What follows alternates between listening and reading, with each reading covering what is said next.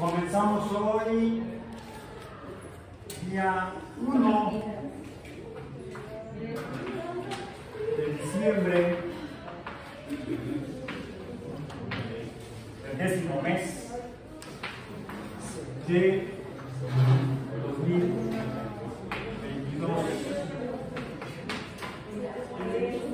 En física,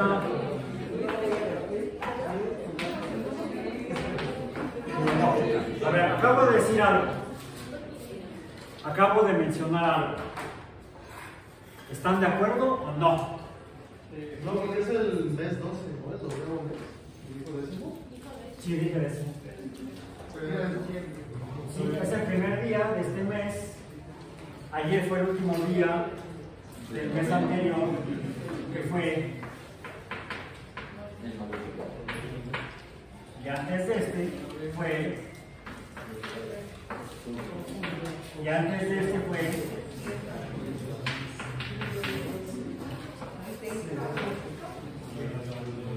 Séptimo, octavo, noveno. ¿Sabe la historia del por qué? ¿Eh? ¿Sabe la historia del por qué? Parte de ella. Parte de ella. Antes de este, ¿cuál sería? No, sería el sexto. Pero se llama Agosto. y antes de este sería el quinto, que se llama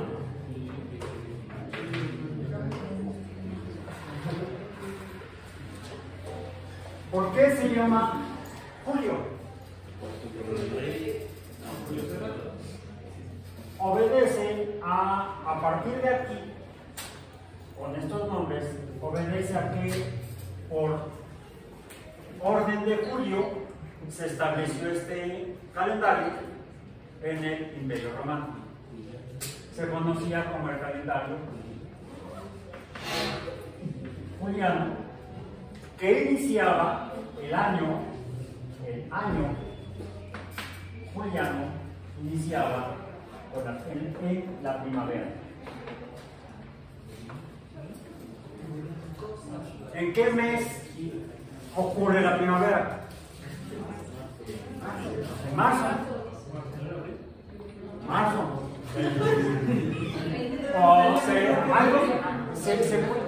Se determina el inicio o el primer día de la primavera por medio de mediciones astrológicas, o sea, del estudio de los astros, actualmente diríamos astronómicas. Pero realmente quienes definieron esto fueron los astrólogos a través de su estudio matemático del movimiento de los astros.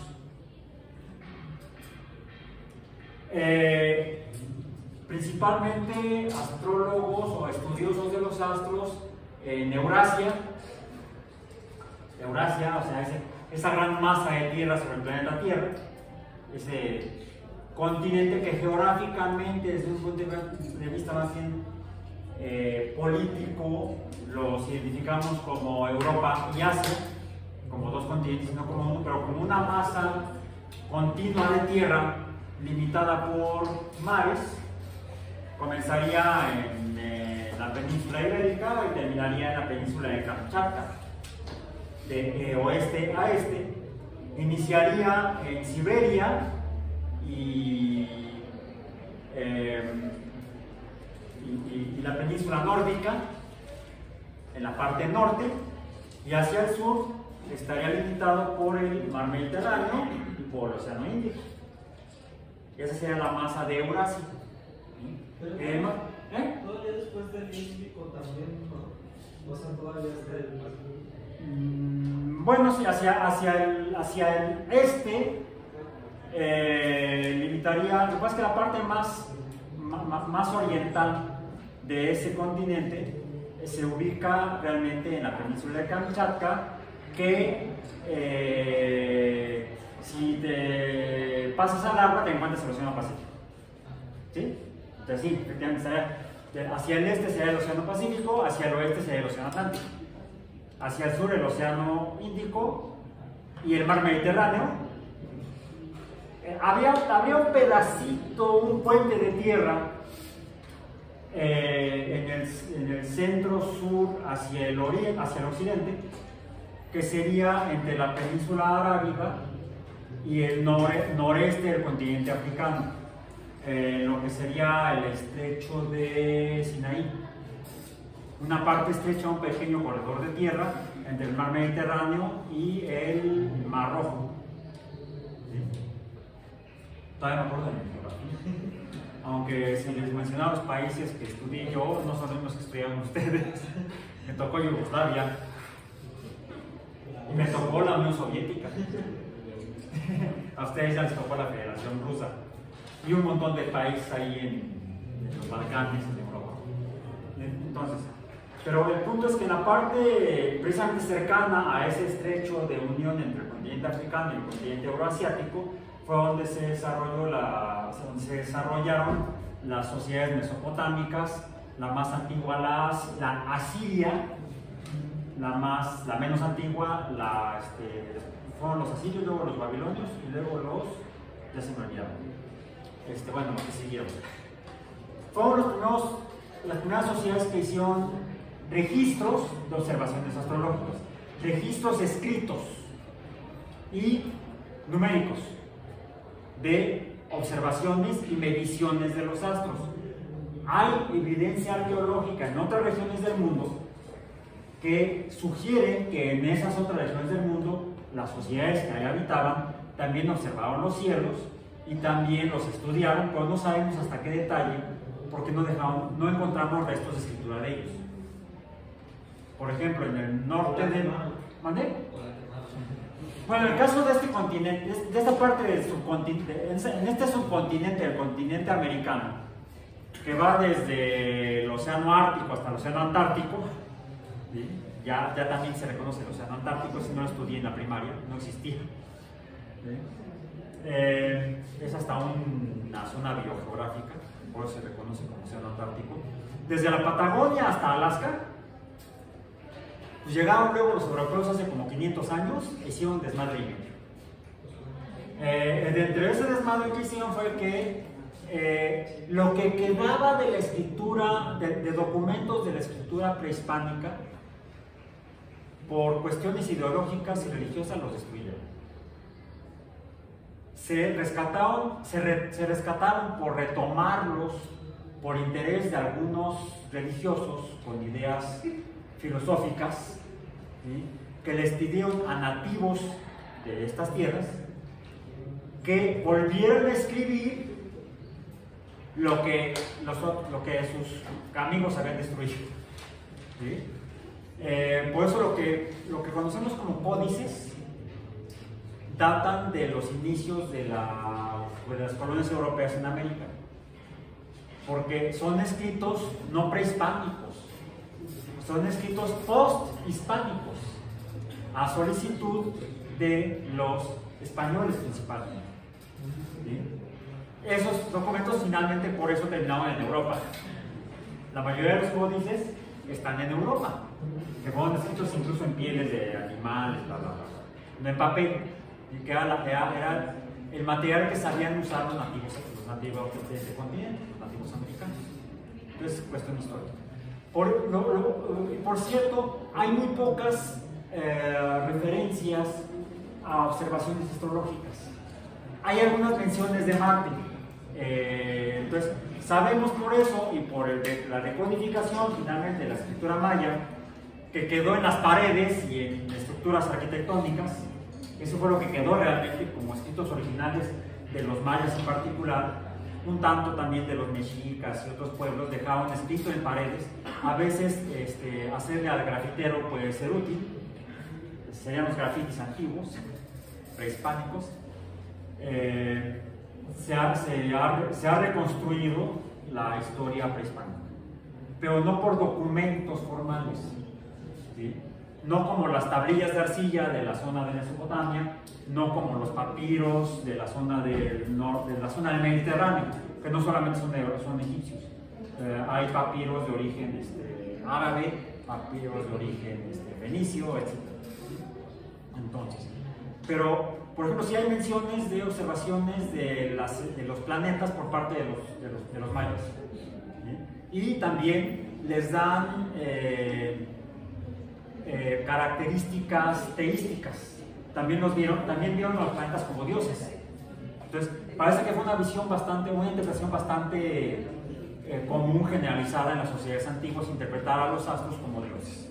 Igual que a otros fenómenos naturales como, o sea, de aquí viene la palabra huracán, que ahora nos referimos a un tipo de fenómeno meteorológico, climático, atmosférico, pero el nombrarlos aquí como huracanes y no como tifones, que es lo que se hace en el Pacífico, es porque los mayas tenían esa figura divina del dios huracán. ¿Bien? Todavía cuando nos agarran los chaparrones o las tormentas aquí en la Ciudad de México decimos que fue Tlaloc, por ejemplo, ¿no? Pues, se llaman huracanes por la interpretación mágica de los pueblos mayas o de los fenómenos meteorológicos de la zona del Atlántico, en particular del Mar Caribe. Entonces, estas observaciones astrológicas, finalmente la observación de los astros, permitió establecer la duración de lo que ahora llamamos año, ¿sí? Que lo interpretamos incluso de una manera diferente, ya hemos hablado de ello. ¿Sí? Ya estamos por celebrar una vuelta más al Sol, pero eso es algo que no tiene más de 500 años. Porque hace 500 años la mayoría de la gente interpretaba que era el Sol el que se movía alrededor de la Tierra y no la Tierra alrededor del Sol. Por cierto, no he encontrado cómo explicaban las estaciones del año. Nosotros en la clase pasada vimos cuál es la relación o por qué los cambios de temperatura en las estaciones del año que tienen que ver con los fenómenos del comportamiento de la luz. ¿Sí? Principalmente la que llamamos la luz visible, la luz que vemos. La luz visible es la que nos permite explicar, junto con la comprensión del modelo copernicano y las propiedades reales de astronómicas de la Tierra como planeta, el por qué hay estaciones a lo largo de un año en la Tierra, como también las hay en Marte. En Marte, debido a la inclinación de su eje de rotación, también se presentan 4 estaciones al año, que dependen de lo mismo que la Tierra, de la posición del globo marciano y su inclinación durante su traslación alrededor del Sol. Cuando el hemisferio norte está inclinado hacia el Sol, no importando la distancia de Marte al Sol, es el verano en el hemisferio norte y el invierno en el hemisferio sur. De hecho, se puede verificar porque al hacer observaciones telescópicas desde la Tierra incluso, se puede observar cómo aumenta la magnitud del casquete polar de una capa blanca que aumenta su dimensión en el hemisferio sur de Marte y disminuye en el hemisferio norte de Marte. Y un año después, 12 meses terrestres después, un año terrestre después, medio año marciano después, se observa lo opuesto. Disminuye la magnitud del casquete polar norte de Marte y aumenta el casquete polar blanco del norte de Marte y disminuye la magnitud del casquete polar blanco del sur de Marte. O sea, Marte también presenta 4 estaciones al año, solo que en lugar de durar 3 meses cada estación como en la Tierra, las estaciones en Marte duran 6 meses, porque Marte tarda aproximadamente 2 años terrestres en orbitar una vez alrededor del Sol en su órbita. Entonces, esta explicación que podemos dar actualmente de las estaciones en la Tierra e incluso en Marte, e incluso entender por qué la vida ha evolucionado en la Tierra de la manera en la que ha evolucionado, responde como la selección de las especies en función de su capacidad de sobrevivir a los cambios estacionales en la Tierra. Por eso es que hay ciertos organismos que habitan en los polos quinto en otros lugares, y organismos que habitan en las zonas tropicales, intertropicales o ecuatoriales, y no en los polos, por ejemplo, en la Tierra. Entonces, el hecho de que el eje de rotación de la Tierra esté inclinado ha sido un factor fundamental en la evolución de la vida en la Tierra. Nos ayuda a entender por qué la vida es como es, los organismos que existen, por qué existen y por qué habitan donde habitan, porque han sobrevivido gracias a mutaciones que les han permitido ser más exitosos en la obtención de nutrientes y de la permanencia en esos lugares ante los cambios de temperatura y otras variables físicas. Organismo que se veía afectado por un aumento muy grande de la temperatura, quizás no era tan exitoso en su obtención de nutrientes o en su evitación de depredadores y se extinguió.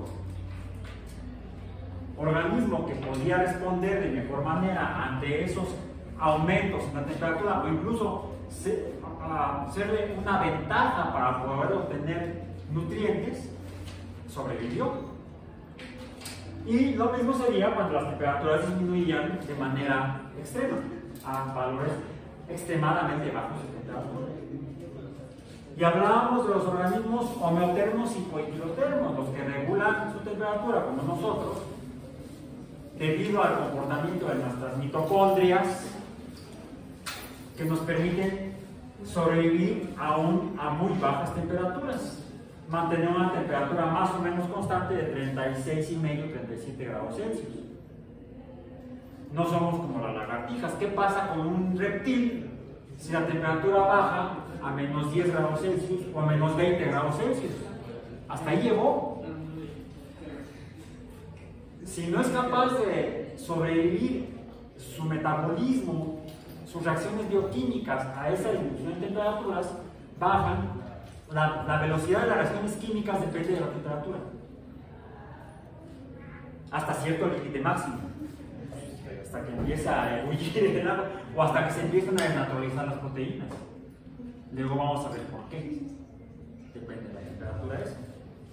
O lo contrario, bajan a valores tan bajos de temperatura el ambiente, que las velocidades se hacen tan lentas que ya no hay reacción química. Pero, por ejemplo, en el humano, o en los seres mamíferos, cuando hace frío, el metabolismo es rápido. No, se aletarga. Se aletarga. Es más lento, hasta cierto límite. Ahí el problema radica ya en si la producción de calor por las reacciones bioquímicas, por las reacciones químicas. Porque las reacciones químicas que se llevan a cabo dentro de las células son exotérmicas. Liberan calor al medio. Fue un término que no mencioné en el tema de termodinámica. Cuando del sistema sale la cantidad de calor, la cantidad de energía en forma de calor, sale del sistema al medio, se dice que es una reacción exotérmica. Cuando la energía en forma de calor va del medio a la reacción, se dice que es endotérmica. De hecho, podemos calcular los valores de cambio de temperatura en reacciones químicas, y hay reacciones químicas que emiten calor al medio y reacciones químicas que toman calor del medio para suceder. Hay reacciones endotérmicas y reacciones exotérmicas. Otra cosa es, lo que pasa es que el curso de física biológica es demasiado general y muy poco tiempo. Debería haber al menos un curso más de física, en el licenciatura en biología experimental, donde nos enfocáramos más en la termodinámica, porque eso depende de que entendamos mejor el metabolismo celular. Porque tenemos que revisar la termodinámica de las reacciones químicas y entender por qué una reacción química o bioquímica es posible o por qué no. ¿Por qué el ATP es la molécula por excelencia para transmitir energía en los seres vivos? ¿Por qué no otra? ¿Qué propiedades tiene? son propiedades termodinámicas, las cuales desafortunadamente no podemos abordar en el tema en el curso porque es muy corto. Pero así nada más una explicación de 5 minutos. 5 minutos. Ok. Delante, Mencionamos acá paréntesis. Dijimos que Q es calor. ¿Sí? Q entre T es entropía. La entropía es la energía que no es útil. Vamos a decir, cuando algo pasa, por ejemplo, en una colisión, después de la colisión, la energía final debería mantenerse igual. Pero no. La energía final siempre es menor. Parte porque se transforma en calor y se va al entorno. Entonces, yo sé, cortamos un martillo o un clavo, y el clavo se calienta. O sea, no toda la fuerza que usamos para mover la masa del martillo es usada en meter el martillo o el clavo donde queremos meterlo. Parte se transforma en calor y eso no sirve para meter el clavo. Entonces, podemos usar ese calor para otra cosa. Al menos podemos pensar en que se podría hacer. En la realidad no se puede usar para un caramba. Entonces, parte de la energía original, inicial de una transformación en un sistema, se transforma en calor. Pero, dependiente de la cantidad de calor y dividido de la temperatura, hay otra cosa parecida a la energía, pero no es energía porque definimos la energía como toda fuerza que es capaz de producir trabajo. Esto no produce trabajo. El calor sí lo puede hacer por otros procesos, pero este no lo puede, jamás produce trabajo. Es la entropía. Más allá de que algunos llaman el desorden del sistema, no, es simplemente una energía no útil. Es algo parecido a energía que no es energía porque no sirve. Si fuera energía, serviría. De entrada, no podemos llamar a algo lo que no es. O sea, no es energía. ¿Qué es? Entropía. ¿Qué es? No energía, podríamos decir. Para tratar de entenderlo. Lo sobrante. ¿Eh? Lo sobrante. El sobrante que no pudimos usar. Lo no usable. La entalpía es calor. La entalpía es la medida del calor. La representamos con la letra H en termodinámica. En sus libros de fisicoquímica, en el capítulo de termodinámica, lo van a ver como H, el calor útil en los sistemas. El calor útil es la entalpía. Lo que no se puede usar es entropía. Y entonces nos queda, lo que no se puede usar es entropía, luego está la entalpía, que es el calor sí útil, y esto es igual a la energía útil. Por cierto, originalmente en los libros de la década de 50 y anteriores viene con la letra F. No. Esto F lo van a encontrar en los libros de 60 para acá más o menos, como G, por el físico que se dedicó a esto, el profesor Gibbs. La conocemos como la energía libre de Gibbs. En los libros anteriores está con F, o sea, la energía libre, free.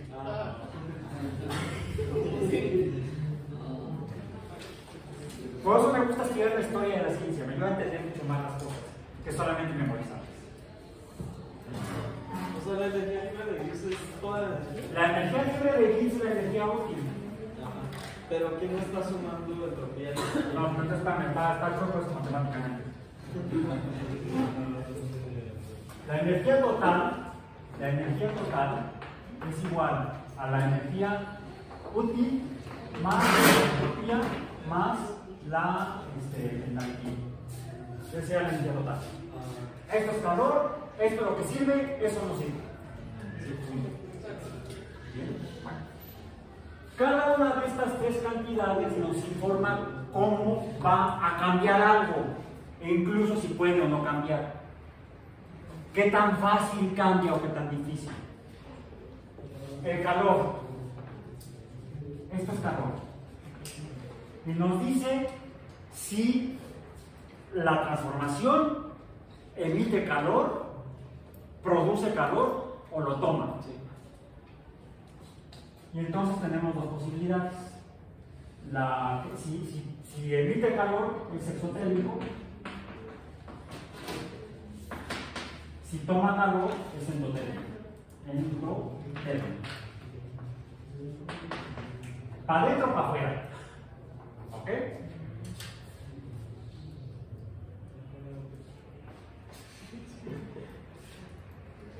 Esto nos dice, la energía útil, nos dice qué tan fácil es. ¿Qué tan fácil? Si es, y hay dos posibilidades, endergónico y la otra es exergónico. Les confieso, siempre me hago bolas. Entonces, por favor, revisen el número. ¿Cuál es cuál? ¿Sí? Endergónico y exergónico. Una que es fácil y la otra que es difícil. Por ejemplo, la ruptura del ATP es fácil. Es muy fácil que se rompa. Por eso es que es una muy buena forma de pasar energía de un lugar a otro. Porque fácilmente la puedo obtener porque fácilmente se rompe. Lo difícil es formar el ATP. Por eso cuando llega la hora de hambre hay que formar ATP.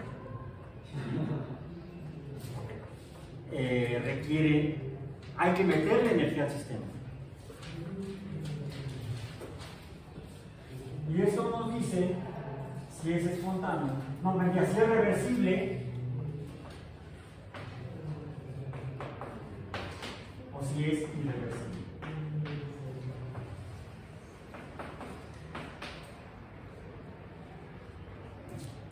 Son las 6 características que nos informan esas tres variables de cómo cambia algo, que llamamos variables de estado. En qué estado se encuentra un sistema y qué le puede suceder, cuál será el estado del sistema, se describe con estas 3 variables, o se conocen como las 3 variables de estado de la Tierra.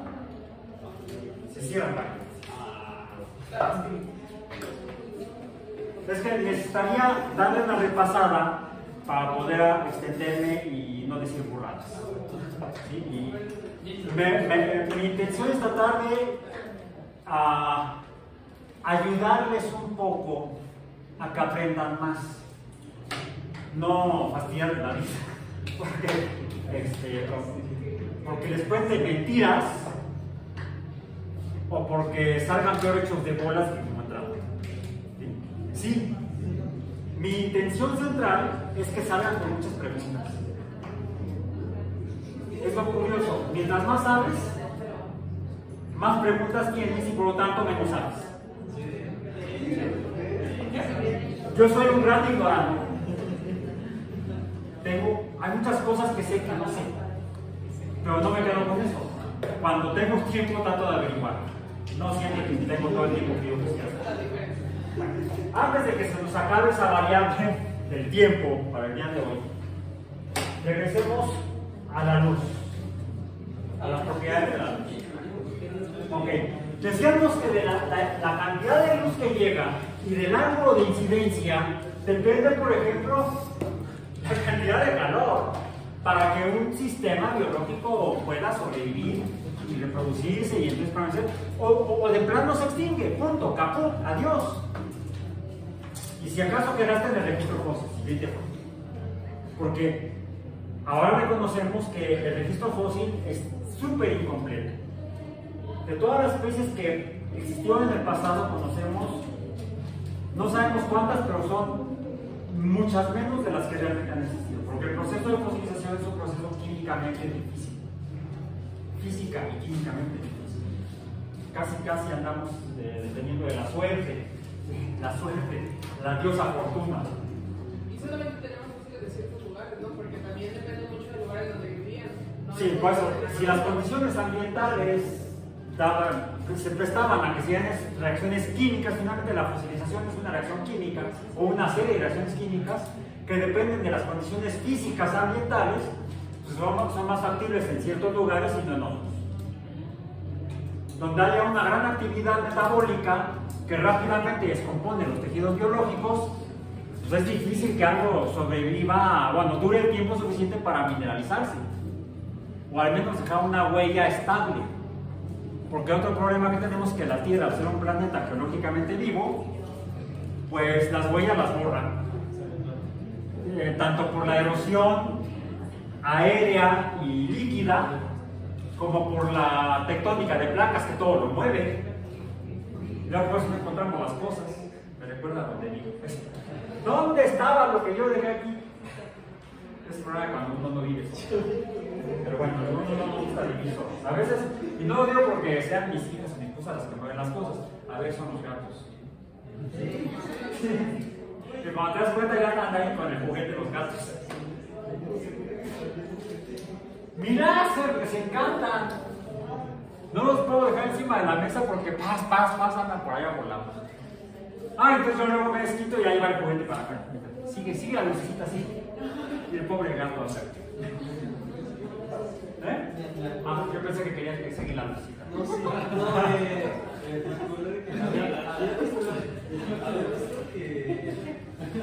por ejemplo, en los fósiles que son de brea, que había visto que hay algunos en los que hay burbujas. Entonces, cuando abres esas burbujas, el aire que está ahí atrapado se podría analizar. Había visto que han visto que tiene, creo que el doble de oxígeno de lo que tenemos ahorita en la atmósfera. Y entonces quería preguntar cómo afectaría eso, por ejemplo, si lo hubiera ahorita, ¿cómo nos afectaría? Pues no quisiera estar ahí, porque el oxígeno es altamente oxidante. Toda sustancia, todo compuesto químico puede reaccionar con, al menos en el papel, en teoría, vamos, en el pizarrón, puede reaccionar con cualquier cosa. Lo vamos a ver más adelante, vamos a ver la parte física, de que depende de propiedades y fenómenos físicos, de eso dependen las reacciones químicas. Por eso creo que los físicos se sientan por lo máximo, porque es que la física es la ciencia básica. Sí, güey, pero eso significa que por encima de la complejidad de la física están los fenómenos químicos. Porque no solamente tienes que entender, por decir algo, la electricidad, tienes que entender otras cosas, además de la electricidad, que existen en la reacción química en particular en eso. Y por encima de la complejidad de las reacciones químicas está la complejidad de las reacciones bioquímicas en los seres vivos. La biología es, por lo tanto, mucho más compleja que la física más compleja.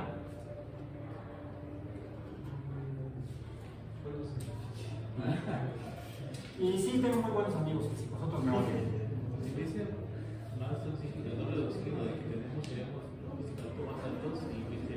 No, estaremos más muertos. Bueno, algunos sobrevivirían por selección natural. Quienes tengan un sistema de peroxidasas más eficiente, o sea, de manejo de oxidantes, de sustancias oxidantes, de reacciones de oxidación, podrían sobrevivir. Porque tienen las mutaciones adecuadas para la eficiencia de la peroxidasa, y entonces al reproducirse, si no se afectan los sistemas de reproducción, porque también se pueden afectar, los descendientes tendrán probablemente esas características que pasarán a su descendencia y entonces será otra especie, Homo sapiens oxidicus, no sé, oxidanticus, no sé, algo así, ¿sí? Ya no seríamos homo reductis, porque para resistir a la oxidación tendrías que reducir. ¿Sí? No sé. Mi respuesta así honesta en este momento como científico es no sé. En español mexicano no tengo ni puta idea. ¿Sí? No sé. Necesitaríamos pensarle y plantear un modelo, una hipótesis, que habría que buscar algún modelo experimental a través del cual poner a prueba esa hipótesis y sacar entonces una tesis que tendría que ser discutida, revisada por un grupo de personas interesadas en el mismo fenómeno, y al llegar a un consenso en el que esa tesis explica el fenómeno, le llamamos teoría. Así sería. Puede ser una teoría hipotética, es una teoría que apunta a predecir algo a futuro. Pero hemos fallado muchas veces en eso. No hay ciencia más difícil que la futurología, como ciencia, ¿sí? No como monividente y este tipo de cosas. Son mamadas. Lo bueno es que hasta las cosas no me han censurado en YouTube por mi lengua. Bueno, ok. Regresemos a la luz. Habíamos visto las propiedades de la luz que nos sugieren que es un algo que se comporta como se comportan las ondas. ¿Sí? Es decir, procede de una fuente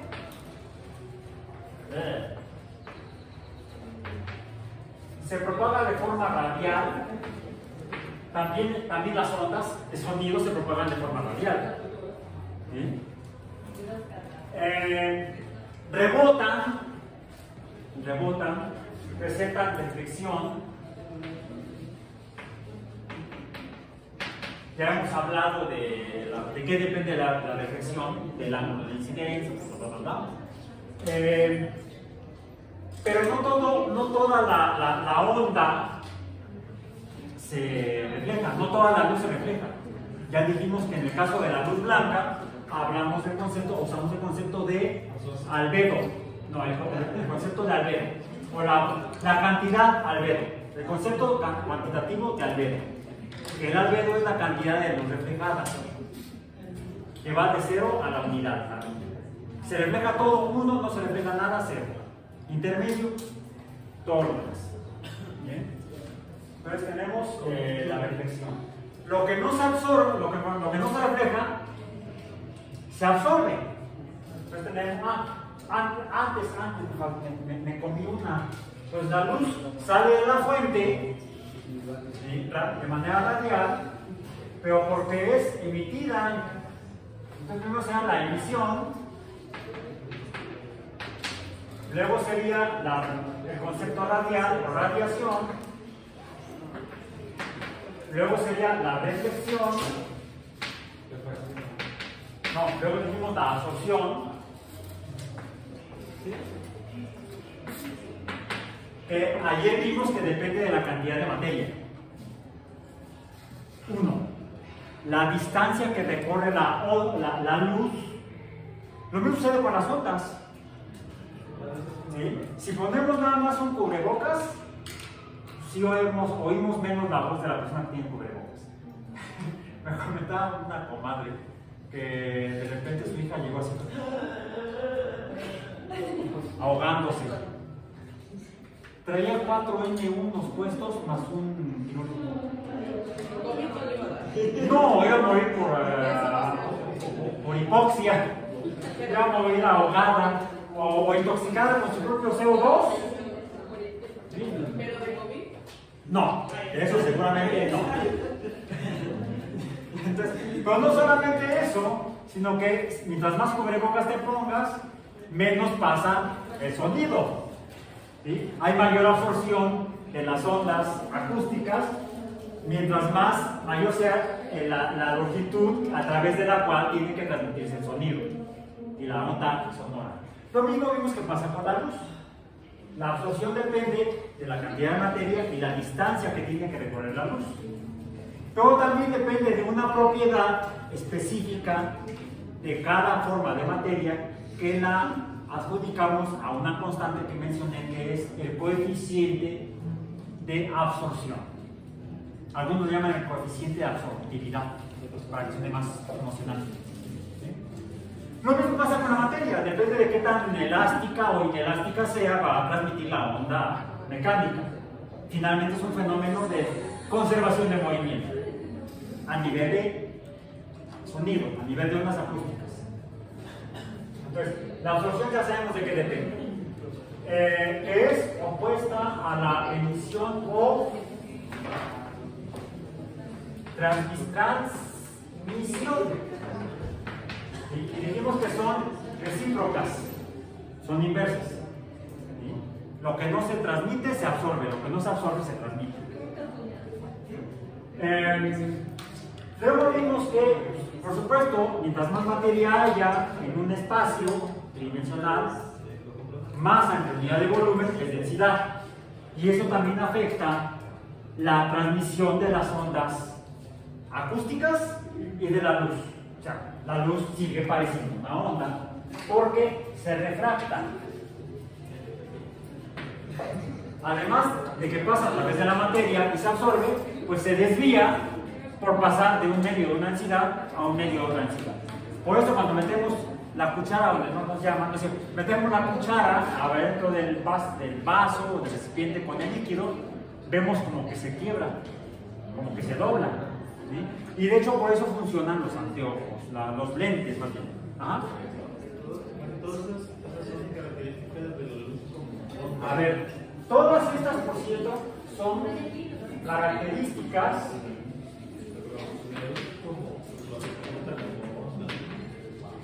de las ondas. Por ejemplo, las ondas mecánicas, como el sonido, pero también las comparte la luz. Si alguien nos preguntara qué es la luz, digamos, es una onda. Pero allí cuando se computa como para eso. Espérame. A eso es a lo que quiero ir. Porque hay una interpretación con la que yo no estoy de acuerdo, que incluso hacen algunos físicos. Mi interpretación como intelectual, científico, humano, es que parece ser que esos físicos no entienden la física misma. Porque hay que leer los textos significativos, no, los textos originales, o lo más cercano a los textos originales, o los textos más fieles a la idea del autor original. Porque muchas veces a lo largo de la historia, en los diferentes textos, tanto libros de texto como libros científicos, y no se digan los de divulgación, jugamos al teléfono descompuesto. Y cada autor de un nuevo texto o libro, pues escribe la definición o la explicación de algún concepto de acuerdo a cómo él la entiende o esa persona la entiende. Y le puede estar poniendo de su cosecha. O puede estar haciendo su interpretación que pudiera no estar cercana a la idea original del autor original. Por ejemplo, siguen insistiendo, lo he leído y lo he escuchado de más de una persona supuestamente experta, que no, pues ese monje Nicolás Copérnico, no es cierto. Nicolás Copérnico, no hay un documento histórico, no hay un documento escrito que certifique que Nicolás Copérnico tomó los votos de la orden religiosa correspondiente. Por lo tanto, no puede haber sido un fraile, monje o formalmente un miembro de la jerarquía eclesiástica de la iglesia cristiana. No. Sí fue un empleado, un burócrata de la iglesia cristiana de Roma. Trabajó para la iglesia cristiana de Roma como abogado de la iglesia cristiana, como canónigo. Y ahí sí está el documento. Sí, hay dos documentos. Uno donde dice que estudió, nunca se graduó, pero donde su tío lo nombró canónigo de la diócesis de Bari, actual Polonia. Eso sí, eso sí. Era católico por religión y además trabajaba para la iglesia católica. Ya era católica formalmente, tipo de mujer. No solamente cristiana, sino cristiana católica. Iglesia de Roma. Pero no hay un solo documento que demuestre que efectivamente tomó los votos correspondientes a la orden que haya sido. Como si lo hizo, por ejemplo, Mendel. Mendel sí era, aunque no recuerdo cuál orden, pero sí, tomó. Por cierto, eso es lo que tampoco nunca se graduó. Estudió en una de las mejores universidades de Europa de su tiempo, con los mejores físicos de la época, era buenísimo como físico y como matemático, pero nunca se tituló. Es más, para poder, lo nombraron director de una escuela y tenía que certificarse, tenía que tener un certificado de maestro. Nunca consiguió el certificado porque nunca pasó el examen. Por dedazo. Para no correrlo, lo nombraron director de la escuela. Sí, ya sabes, de todos lados, ya sabes. Lo que es importante es que no me importa tener título y tener talento, porque está bien. No, mira, te voy a decir, sí, pero como dice mi hija mayor, a veces es indispensable el pinche perito. Por ejemplo, mi hija pasó por 3 universidades, las 3 es algo, dice, no, más, para lo que ella quiere hacer y lo que está haciendo. Pero ya tiene un certificado de una carrera técnica, ya tiene el pinche papelito. Sí. Sí, porque demuestra que sabes hacer lo que dices que sabes hacer.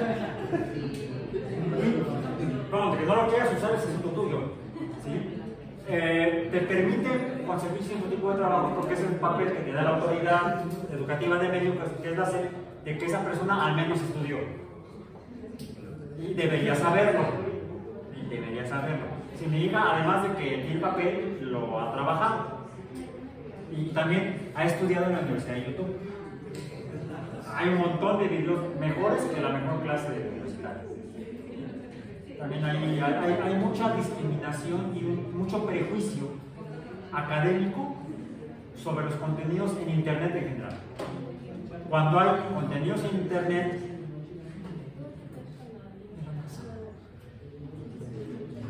no, es que no creas todo lo que ves en Internet. Y lo que estoy viendo ahorita que está publicando los mensajes, no lo debo creer. No, se desacredita el medio y no la fuente.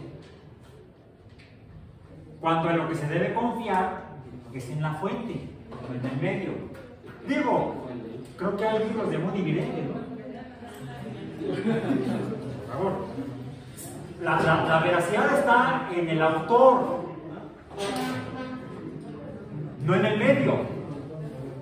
No porque algo esté en un libro y otra cosa esté en Internet, es veraz lo que está en el libro y falso lo que está en Internet. Hay verdades en los libros, verdades en Internet, hay falacias en los libros y hay falacias en Internet. No desacreditemos al medio, sino a la idea y sus evidencias desde el punto de vista científico. La veracidad de la ciencia ni siquiera depende del autor, de quién lo dijo, sino depende del hecho, de la evidencia verificada, porque incluso hay autores científicos que se han retractado, a pesar de que su hallazgo es verídico. Históricamente uno de ellos fue el fundador de la química orgánica, Friedrich Wöhler, Wöhler se apellida. Wöhler.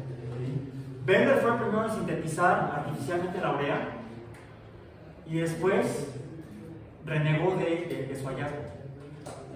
Con la pena, ya lo hiciste, te aguantas. Te vamos a recordar por siempre. No soy yo. Einstein. No, que yo sepa, Einstein no era de más bien, él estaba emberrinchado porque no confiaba en lo que vamos a ver al final del curso, que es la teoría cuántica. La vamos a vislumbrar ahorita un momento, ¿sí? Porque ya tenemos que terminar. ¿Qué es a donde quiero llegar? Precisamente a ese concepto fácilmente malinterpretado. Ok. Llegué al concepto que me interesaba retomar hoy. Finalmente, la refracción de la luz. Vimos y definimos a la refracción de la luz como la desviación de la luz que viaja en línea recta, radial, ¿sí? La desviación cuando pasa de un medio de una densidad a un medio de densidad diferente. Y es lo que hace que funcionen los lentes. La refracción de la luz. Pero ya les mostré con mi prisma triangular. ¿Sí? Es más, si ven, van a ver que lo que les mostré se ve a simple vista a través del prisma. ¿Qué están viendo? El espectro de la luz visible. Vamos, para que lo vean también. Lo ven mejor ellos porque tienen la luz del sol de frente. ¿Sí? Pero si alcanzan a ver ahí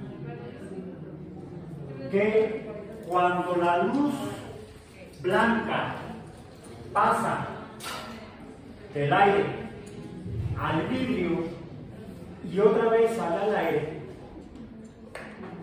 nos muestra lo que Newton, el señor ayer, interpreta como el espectro o fantasma o alma, espectro de la luz visible. ¿Bien? En el cual observamos que de la luz blanca sale luz violeta,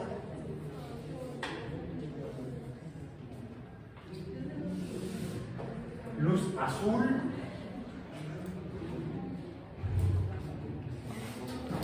luz se supone que es verde,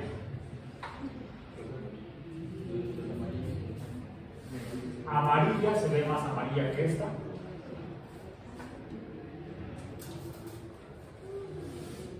anaranjada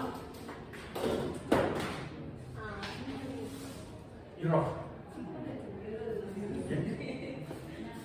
Decíamos entonces violeta, azul, blue, luego verde, green, amarillo, yellow,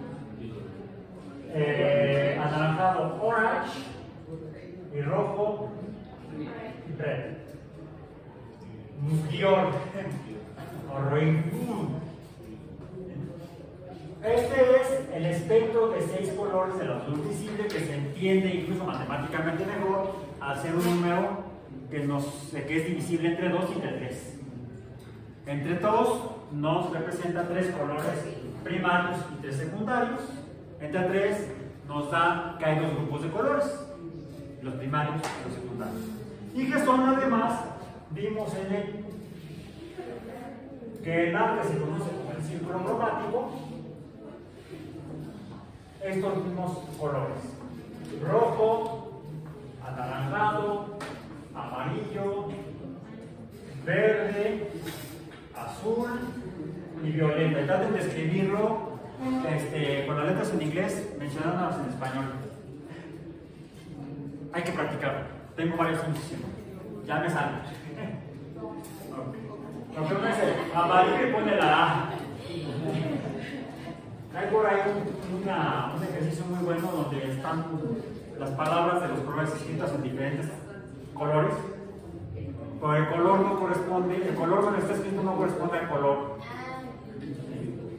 Y tienes que mencionarlas, tienes que leerlas con el color en el cual están escritas. Debe ser fácil confundirse teórico. Ok. Esto es consecuencia de la refracción. El espectro es consecuencia de la refracción. A veces se observan los espejos, pues porque los espejos no son realmente superficies planas. Los espejos son tridimensionales. Al ser tridimensionales tienen de hecho un volumen que provoca refracción. Por eso es que se puede ver también el espectro de la luz visible en los espejos, sobre todo en los espejos curvos. Bueno, ahora quiero pasar a dos propiedades de la luz como colores. Como colores. Siempre los vamos a ver en el mismo orden.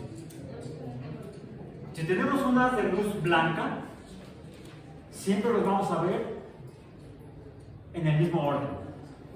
Ahora, puede ser de derecha a izquierda o de izquierda a derecha, pero en la misma secuencia. Puede ser de izquierda a derecha, violeta, azul, verde, amarillo, anaranjado y rojo, o puede ser al revés. En cuanto a los colores, rojo, anaranjado, amarillo, verde, azul y violeta. Y para poder mencionarlo yo ahorita, lo que hice fue verlo acá al revés. Y entonces la mano se movía para un lado y la boca se movía hacia el otro. Años de práctica. Porque es fácil hacer ese cambio.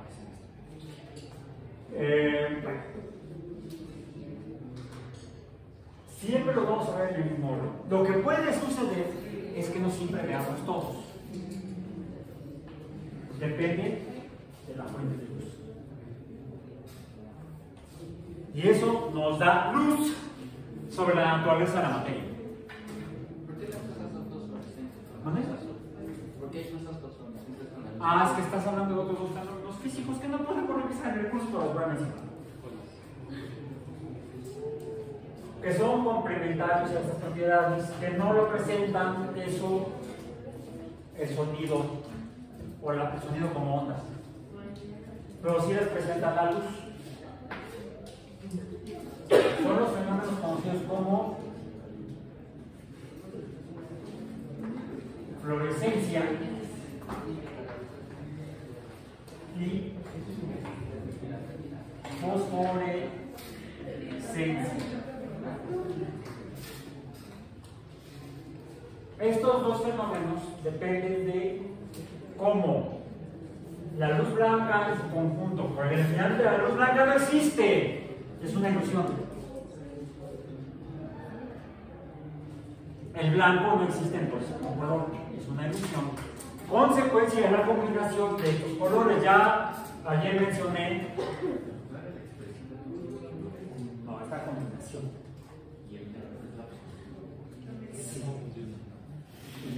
Y el negro es absorción. O sea, eso tiene que ver con la absorción y la reflexión, con el albedo. ¿Sí? Ayer les hablé de Wagner. Wagner, maestra. Está la evidencia. Ya la muñeca ya no está en casa, ya la donaron mis hijos. Pero iban a dar un más, pero quedó yo. Es material educativo de la maestra Wagner. Bueno,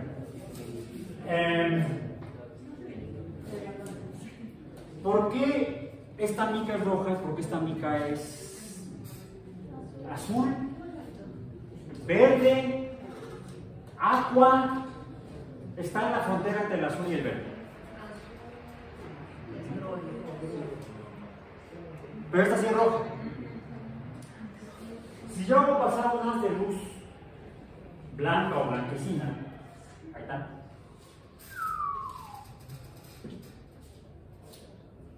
Si la hago pasar a través de esta lente, pues pasa prácticamente igual. ¿Ok? Prácticamente igual, no hay diferencia. La luz blanca o blanquecina pasa a través de que es entonces un objeto transparente que permite la transmisión de la luz. Absorbe muy poca luz. Sí sé que la refracta, porque por eso veo que las cosas se ven chuecas cuando veo a través de esto, se ven diferente. ¿Sí? ¿Hay refracción? Sí. ¿Hay absorción? Ya vimos que el vidrio se absorbe la luz. Pero se requiere una gran cantidad de vidrio, una gran distancia y una gran concentración. Entonces, depende de su coeficiente de absorción de luz blanca. A diferencia de estas micas, que si yo hago pasar la luz blanca, ¿cómo la ven? Ahora sería rojo, ¿no? Pasa de ser blanca a ser roja. Y la luz, la luz cuando pasa a través de la otra mica, ¿cómo la ven? ¿Azul o verde? Azul, ¿no? Bueno, vemos estas, también de este lado para que no se la pierdan. Ahí está. ¿Sí lo ven? ¿Sí lo ven? ¿Lo están viendo? Ok. Ahí está. Ok. Ustedes acaban de confirmar por la experiencia que la mica es azul, porque deja pasar la luz azul de la luz blanca que sale de aquí. ¿Qué pasó con pasó la azul? ¿Qué pasó con la violeta, la verde, la amarilla, la naranja y la roja? Se quedaron aquí adentro. Fueron absorbidas a pesar de que es muy delgada. ¿Por qué? Porque depende de la materia de la que está hecha esta mica. la luz interactúa con la materia y dependiendo de cómo es la materia, va a absorber alguno de los colores y va a permitir o transmitir el otro. Tengo aquí el láser, ahí está. Qué bueno que no son gatos, que estarían corriendo después de la luz. Lo hago pasar a través de la mica roja y es importante que lo vean. La voy a usar, me traje otros. Está mejor este. O este. No, este ya fío, tengo que cambiarla. O este de aquí. ¿Cuál está mejor? ¿Este no? A ver, díganme ustedes cuál de los dos. ¿El gordo o el flaco? Creo que este, ¿no? ¿El negro o el gris? El gris parece que se ve. Voy a hacer pasar el haz de luz roja a través de la mica roja. ¿Lo ven? ¿Sí lo ven? Estoy apuntando a la pared para no dejar que se salir. ¿Ahí también? ¿Sí lo ven? ¿Sí lo ven? ¿Sí lo ven? ¿Sí lo ven? ¿Sí lo ven ahí? ¿Sí? Ya te vi. Ok. La mica roja deja pasar la luz roja. ¿Qué por? Ok. La voy a pasar a través de la mica. A ver, ahí está. La mica roja. Y ahí está la luz roja. ¿Bien? La mica azul. Y ahora está prendida. Le atravieso la mica. Como si fuera el cartón. ¿Pasa el cartón? No pasa la luz. El cartón es opaco a la luz roja y a la luz blanca también, por supuesto. La mica azul es transparente, permite la transmisión de la luz azul, pero no permite la transmisión de la luz roja. ¿O si la ven? Solamente de cerca se alcanza a ver un poquito. ¿La ven?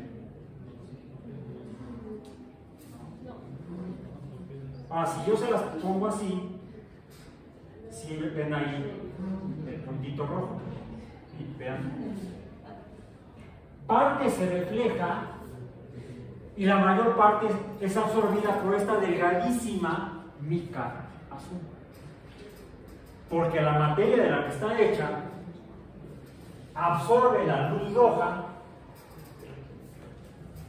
absorbe la luz roja. Y pues no pasa la azul. ¿Qué pasa con la naranjada, la amarilla, la verde y la violeta? Pues tendría yo que conseguir alguna lámpara del color de cada uno de los colores para poder caracterizar lo que llamamos ya no el espectro de la luz blanca, sino el espectro de absorción de luz blanca por parte de la materia, de la sustancia que está formando a esta mica.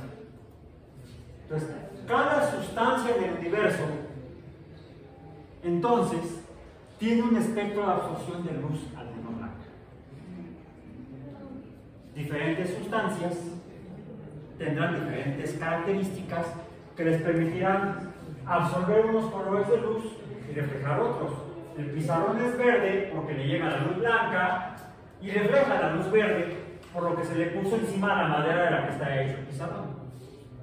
¿Sí? Mi pantalón llega a él la luz blanca y lo que le ponen al algodón del que está hecho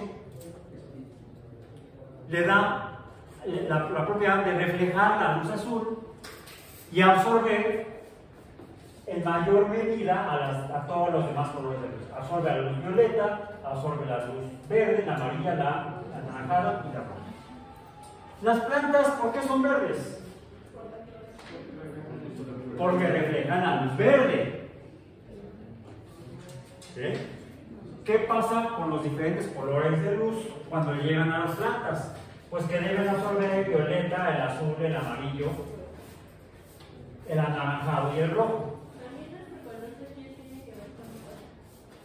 Sí, pero no tiene no le da ninguna propiedad como si le da el color verde, la sustancia verde a las plantas verdes. ¿Sí? Por ejemplo, mencionabas la clorofila. Yo puedo de una planta extraer de sus células la clorofila, es fácil. Con alcohol, tomo una hoja de una planta, la meto en alcohol, si la macero, es decir, si la hago pomada, mejor vamos a sacarle esa sustancia verde que se disuelve en el etanol, y yo puedo hacerle incidir luz blanca o luz de diferentes colores y medir la cantidad de luz que es absorbida de cada una de estas. Yo hago entonces lo que se llama una gráfica del espectro de absorción contra los diferentes colores de luz, pongámoslos en este orden, y voy a ver que la clorofila absorbe luz azul, absorbe algo de luz violeta, absorbe luz azul, no absorbe luz verde, absorbe muy poca amarilla, muy poca anaranjada, y luego absorbe luz roja. Esto es el espectro de absorción de las clorofilas. Porque si yo este jugo verde que saco de las hojas mediante etanol lo pongo en pongo una gotita, una o dos gotitas en un papel, como papel de servilleta, cartulina puede ser, cartulina que no sea muy fina, mientras más corriente mejor. Si dejo caer un par de gotas de este jugo verde, voy a ver que se extienden, y en la extensión voy a ver que se forman dos anillos de pigmento, de pintura pigmento verde, pero de tonalidades verdes diferentes, dos verdes diferentes. Porque hay dos tipos de clorofilas en las plantas vasculares verdes, que son las clorofilas A y B. Una es más verde y la otra es menos verde. Varía un poco la tonalidad del verde, pero ambas tienen lo que llamamos espectros de absorción similares. Van a encontrar en ese jugo que se van a formar otros dos anillitos más pequeños de pigmentos, uno muy amarillo y otro naranja. Son otros dos tipos de moléculas orgánicas, biológicas de las plantas, que se llaman carotenos. Que si en lugar de hacer jugo de la hoja con el etanol, lo hacen, de hecho no es un jugo, realmente es un extracto. Le sacamos a las células la clorofila, le llamamos un extracto alcohólico. ¿Sí? No porque tome cerveza, es porque está hecho con alcohol, se obtiene con alcohol. Si yo hago un extracto similar, por ejemplo, de zanahoria, voy a encontrar mucho más del verde y del amarillo que verdes. También voy a encontrar de las zanahorias, también puedo sacar un poco de clorofila, pero principalmente van a salir los carotenos. Y el espectro de absorción de los carotenos es así. O sea, absorbe azul, violeta, azul, verde, un poco de amarillo, pero nada de anaranjado ni rojo. Aquí carotenos, los carotenos. Esta sería, la línea roja sería el espectro de absorción de los carotenos, la línea azul sería el espectro de absorción de las clorofilas. Cumplen funciones bioquímicas diferentes. Eso es cosa de su curso de fisiología vegetal. ¿Ah? Son verdes porque las plantas son verdes porque no absorben verde, lo reflejan. La naranja es naranja porque Las zanahorias, las naranjas son anaranjadas porque reflejan la luz anaranjada. Absorben entonces. Podemos dividir el espectro en dos regiones. Una hacia el azul y otra hacia el rojo. le llamamos dos regiones, la región del azul, del verde, azul y violeta, aunque el último no es el azul, sino el violeta, le llamamos la región azul del espectro. Y del amarillo al anaranjado al rojo le llamamos la región del rojo del espectro visible. Bien, bueno, los carotenos absorben luz de la región azul y reflejan la luz de la región roja. Las clorofilas tienen la propiedad, y eso les ha permitido a las plantas sobrevivir por millones de años, y a los organismos verdes, fotosintetizadores, sobrevivir por miles de millones de años, porque absorben luz de las dos regiones, principalmente del azul y principalmente del rojo. Pero por ejemplo, los organismos, los animales no usamos la luz. Pero los organismos animales generalmente marinos que producen lo que es la bioluminiscencia. Ahí como son fenómenos de esta naturaleza. Pero dice ahí que están en las profundidades donde casi no llega luz. No, es que no, la fluorescencia y la fosforescencia se dan principalmente en microorganismos, principalmente bacterias, y es a nivel de superficie porque no habitan a profundidades mayores. Otros organismos, como animales, presentan bioluminiscencia, que es la producción de luz visible por otros fenómenos que son bastante más complejos, como la luciérnagas, que tiene que ver con lo último que voy a mencionar el día de hoy, porque ya vamos a acabar. Hay otra propiedad que tienen las ondas que desafortunadamente se me pasó a mencionarla cuando vimos acústica, que es, si esto es así, y las ondas son concéntricas, radiales, cuando la fuente de la onda, la de sonido o de la luz, está inmóvil, está en reposo.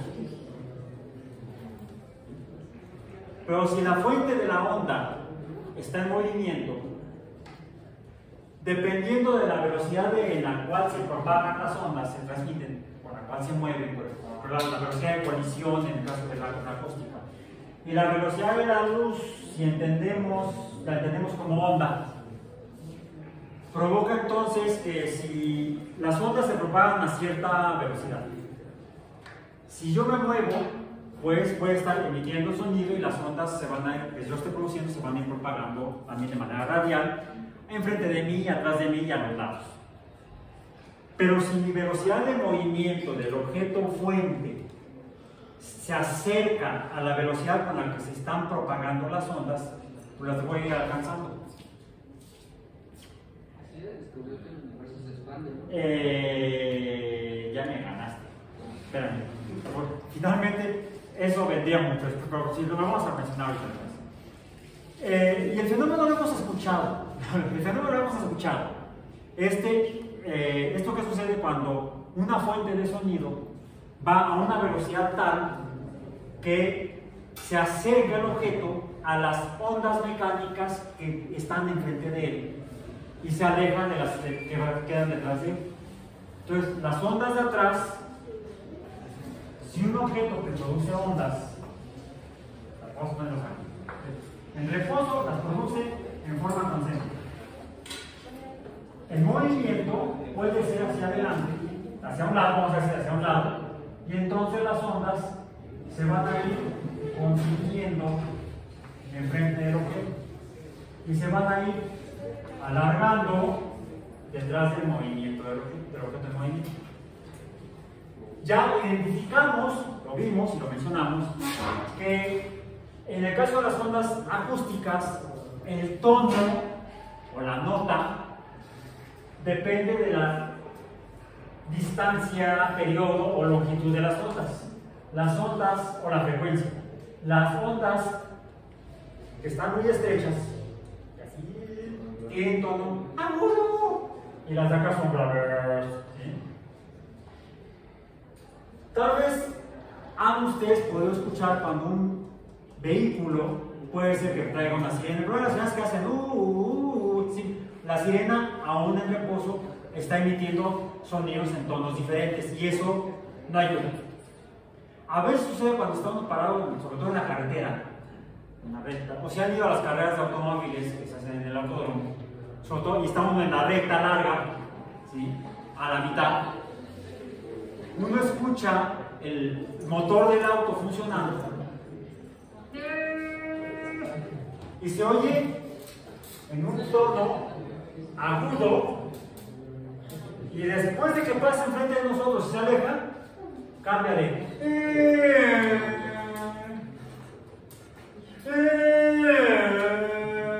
agudo a grave. Por eso, además de las carreras, es emocionante ir a aprender física a las carreras.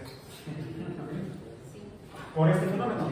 Esto se conoce como efecto Doppler. Por cierto, ¿qué creen? Mencioné a Gregor Mendel.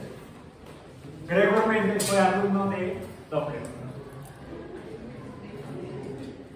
Mendel fue alumno de Doppler. Curiosidad desde la biología y la física. Entonces, esto es en cuanto a las ondas mecánicas, ondas de sonido. Si la luz se comporta como una onda, debe tener propiedades de onda. Bueno, antes de llegar a esto, tengo que mostrarles otra vez el láser, pero ahora pasando no a través de una lente, sino a través de un disco compacto. Pasan cosas chistosas con los discos compactos que no tienen la mica, incluso en el disco compacto que tiene la mica metálica. Podemos ver que refractan la luz, podemos ver el espectro de la luz del sol, o si lo ponemos en una noche de luna, podemos tomar uno de estos y ponemos a la luna en el centro respecto a nuestra vista y vamos a ver el espectro de la luz reflejada, la luz del sol reflejada por la luna. Y se ve diferente así veo el espectro de la luz del sol. En el caso de la luz del sol, ustedes lo pueden ver, aquí está más fácilmente, se ven los 6 colores del arco iris. ¿Sí? Que vemos en el arco iris por refracción. Aquí también lo estamos viendo por refracción. Pero ocurre algo curioso cuando hago pasar esta luz roja, que puedo demostrar mediante el prisma que la luz roja sí es un solo color de luz, porque jamás salen nuevos colores de luz de la luz roja después de que pasan a través del prisma. No importa en qué posición ponga yo el prisma, siempre va a salir luz roja. Si yo consigo una luz de otro color de cualquiera de estas 6 y la hago pasar a través del prisma, va a salir solamente ese color de luz. Es decir, estos son colores verdaderos, estos 6. ¿Qué sucede cuando hago pasar el haz de luz roja colocando este de un solo color? Le decimos luz mono por uno, no por chango, cromática. ¿Sí? Monocromático no es un chango de colores. Monocromático es una luz de un solo color o un solo color. La luz visible es policromática. ¿Será el politécnico? No. Entonces también habrá luz unamcromática o pumacromática. No. Poli porque son muchos.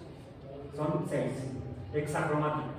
Voy a hacer pasar la luz roja a través del disco compacto y déjenme ver, ¿se ven por aquí?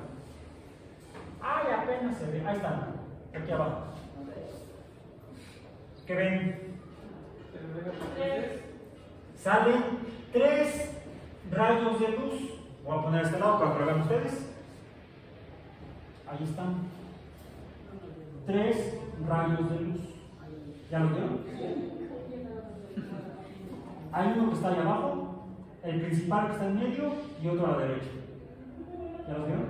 Ahí están. Ahí están los 3. 1, 2, 3. Y ahí uno tercero. ¿Ok? Son 3. salen 3 haces de luz cuando hago pasar la luz del láser rojo, la luz monocromática del láser rojo, a través de este disco compacto que está hecho con policarbonato, un polímero de carbono, pero además tiene orificios extremadamente pequeños, microscópicos. Entonces es cuando la luz pasa de comportarse. Cuando la luz o una onda no solamente ocurre con la luz, ocurre con cualquier fenómeno ondulatorio. Esa propiedad se llama difracción. Difracción es cuando una onda pasa a través de una rejilla, de una red o de una serie de orificios. El experimento de Young, el experimento de Young. Sí. Bueno, el experimento de Young lo que encontró es que confirmó primero por la difracción de la luz, que la luz son ondas. Digo, después de todo esto, era el último clavo en el ataúd, ¿sí? Para confirmar que la luz es algún fenómeno ondulatorio. Número 1. Número 2. Para diferentes colores de luz, el número de haces o de rayos de luz que salen a través de una rejilla es diferente y es único para cada color de luz. Ahora, también la desviación de la luz depende de la fuerza de la onda mecánica, la materia ondula, las ondas, fuerza, energía. Entonces, en toda onda debe haber energía. El número de haces de luz que salen de cada color es específico de cada color. Y la forma en la que se desvían, si yo a partir de esa desviación calculo la energía de cada luz monocromática, cada luz monocromática tiene uno y un solo valor de energía. No hay variantes. La energía de cada color de luz se caracteriza por un valor de energía que depende de la frecuencia de la onda de la luz y de una constante, la constante de Planck. Es decir, esta es una cantidad única, constante, la constante de Planck. H, esta que parece como una H, la constante de Max Planck. ¿Sobre la qué? No, ese fue Röntgen, y hubo otros, eso lo vamos a ver después. Bueno, Max Planck llegó a esta conclusión después de revisar otros datos que no voy a mencionar ahorita, finalmente. Y de aquí sale la definición de que hay otras observaciones que no caben aquí en este momento, pero permiten identificar valores únicos para cada que tiene. Ya lo dije que el color de luz que absorbe depende de la materia. El color de luz que emite depende de la materia. Por lo tanto, cada materia se caracteriza por estos fenómenos de luz que se identifican con valores únicos, cantidades únicas, valor o cantidad.